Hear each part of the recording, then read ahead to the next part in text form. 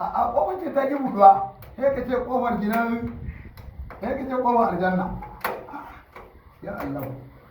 ya zalahu kai wani ya bari ne wallahi yaro kofar ta ki buduwa ai ina je yanzu aka bada gida irin wannan ra'ayi kenan albirinka ai kwana ya kama na a gidan nan Allah alquran ne mata budu ya dai ko a gidan nan inna lillahi wa inna ilaihi raji'un to ba wata da ban arce da arne wata ba ba to ba kai ta yi buduwa ba ya kai ta yi buduwa alquran ta kulle alquran ta kulle kanta wallahi ta kulle kanta da nan to